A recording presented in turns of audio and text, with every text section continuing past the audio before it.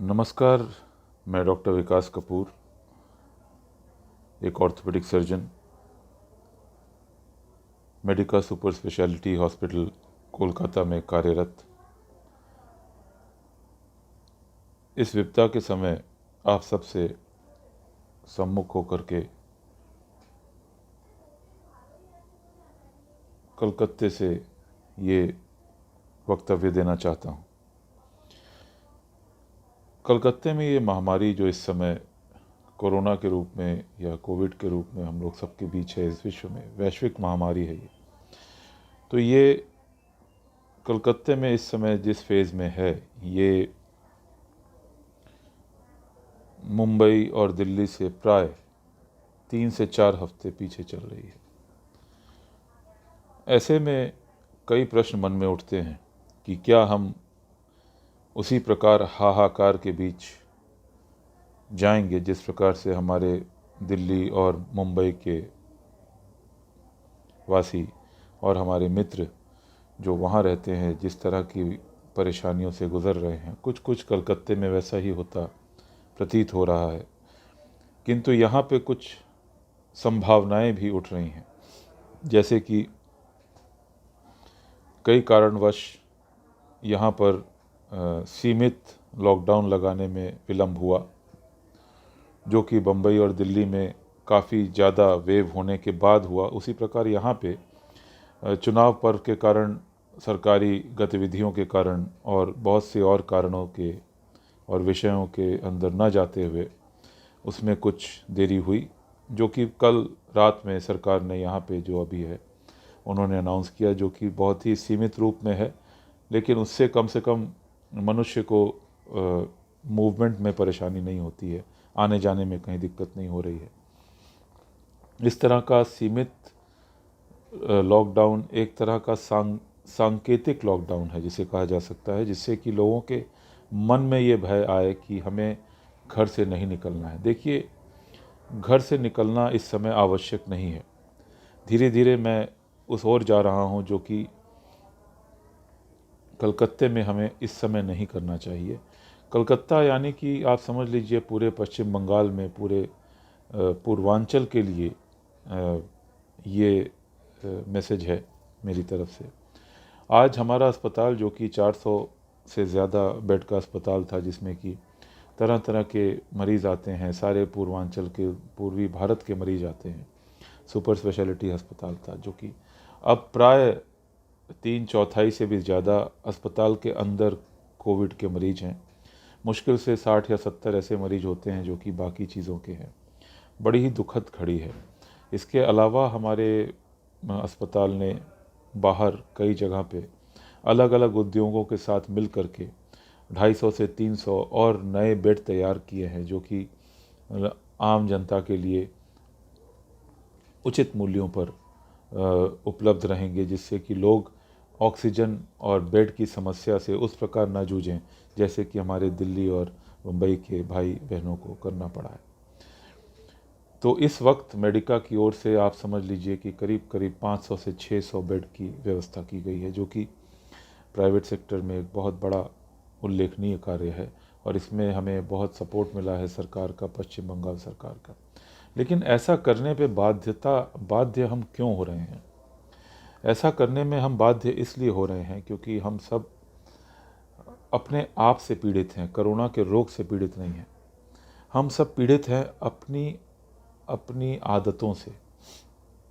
जब हम मास्क पहनते हैं, मास्क से अपना मुंह ढकते हैं, तो इस प्रकार से मास्क को पहन करके कोई कान में लटका लेता है, तो कोई मुंह में लगा करके ऐसे बात करता है। बात करते समय ज़्यादातर लोग मास्क पहने उतार देते हैं और फिर बात करना शुरू करते हैं।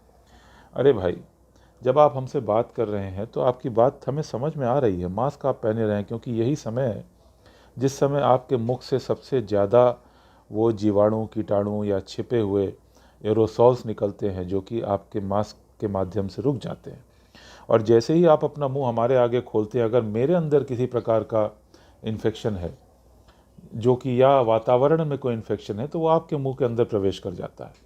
तो मास्क पहनने का अर्थ सिर्फ दिखावा नहीं है। मास्क पहनने का अर्थ है कि आप इसको कम से कम चढ़ा के रखें और हो सके तो एक दूरी पे बैठे लोगों से। इस समय मैं इस कमरे में अकेला हूँ और सब कुछ बंद है, इसलिए मैं आपसे सम्मुख होकर बात कर रहा हूँ। दूसरी चीज़ ये है कि घर से निकलना छोड़ दें, थोड़े दिन के लिए त्याग दें। यदि किसी बहुत ही भीषण परेशानी में पड़े हों तो आप अब घर से निकलें, अपने एक बायो बबल में रहें, जिसे कि कहते हैं कि आपके परिवार में सब लोग अगर स्वस्थ हैं तो आप लोग निकल के उनको अस्वस्थ ना करें। क्योंकि आप जब बाहर निकलते हैं तो इस समय ट्रैफिक चल रहा है, भले ही बाज़ार बंद हो गए हों लेकिन ट्रैफिक चल रहा है, लोग आ जा रहे हैं, ऑफिस चल रहा है। इसमें बहुत से ऐसे लोग हैं जो कि कोरोना से पीड़ित हैं, उन्हें पता भी नहीं है, और वो लोग जब आपके आसपास से गुजर रहे हैं या आपसे बातें कर रहे हैं तो वो एक तरह का एक डोज बैक्टीरिया या वायरस का आपके मुंह पे डाल रहे हैं, और वो लेके जब आप अपने घर पहुंच रहे हैं तो वृद्ध माँ बाप हों चाहे छोटे बच्चे हों, अब तो छोटे बच्चों में भी ये संक्रमण बहुत ज़्यादा हो रहा है। तो आप लोग कृपा करके इस समय आने वाले 14 दिनों तक अपने परिवार के साथ सुरक्षित रहें, बाहर ना निकलें। यदि आप बाहर निकलते हैं तो अस्पताल से ज़्यादा सेफ जगह आपके लिए और कुछ नहीं है। अस्पताल ही एक ऐसी जगह है जहाँ पे भले ही संक्रमित रोगी हैं लेकिन वहाँ घुसना बहुत ही मुश्किल है, वहाँ पे जाना बहुत मुश्किल है, वहाँ पे तरह तरह के बैरियर्स लगे हुए हैं। और अगर आप किसी कारणवश अस्पताल जाते भी हैं किसी इलाज के लिए तो कम से कम आपको संक्रमित होने से बचाने के बहुत सारे उपाय किए जाते हैं, जो कि बाज़ार में इस समय नहीं है। बाज़ार में चाहे शॉपिंग मॉल्स में, चाहे ओपन क्लब्स में, रेस्टोरेंट्स में, मेरे बहुत सारे मित्र हैं।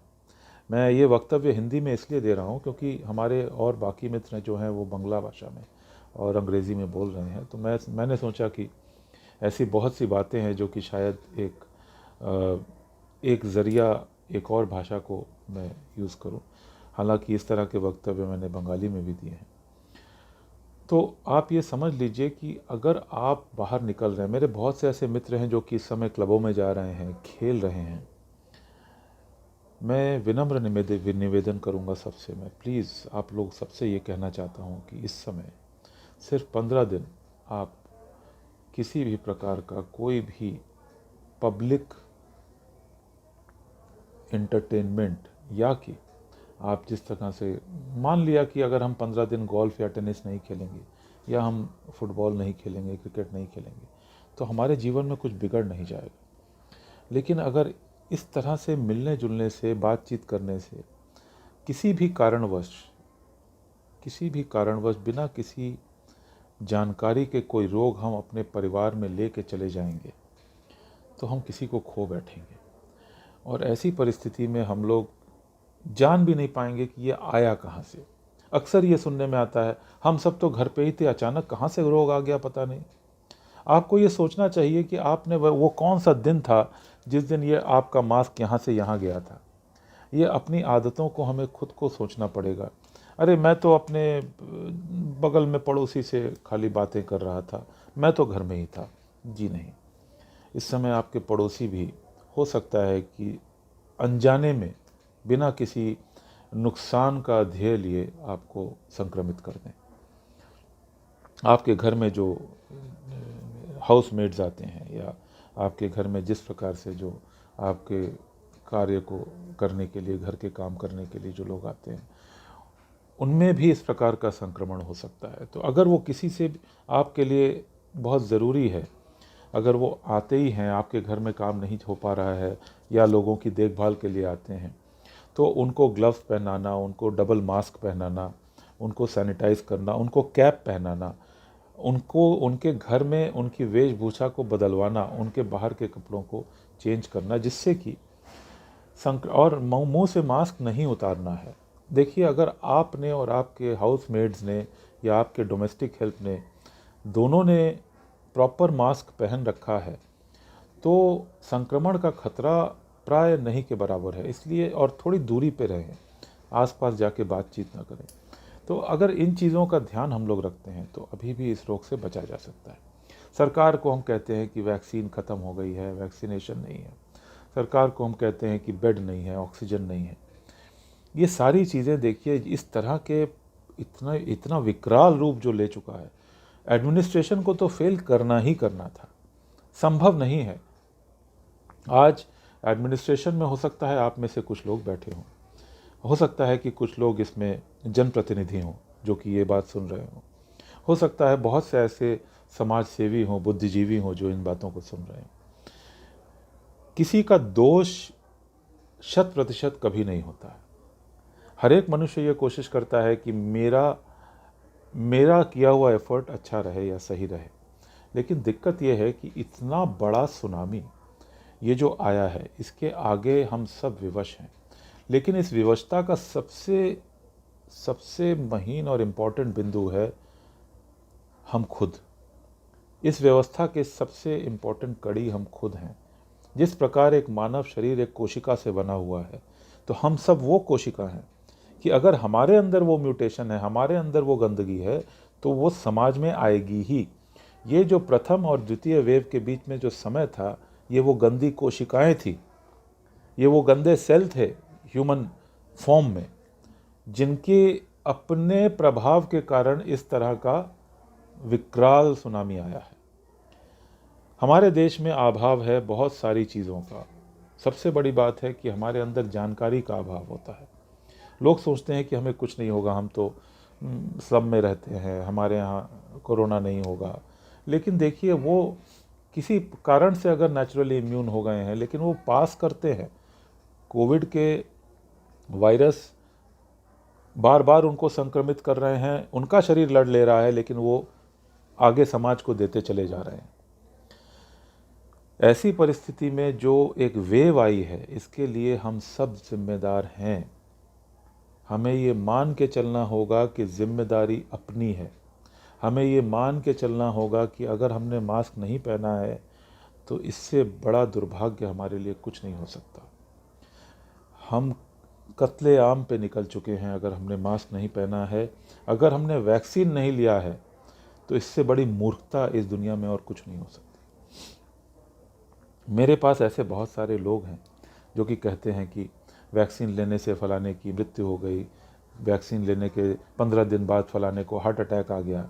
ये कहाँ लिखा है कि अगर वो वैक्सीन नहीं लेते तो उन्हें हार्ट अटैक नहीं होता?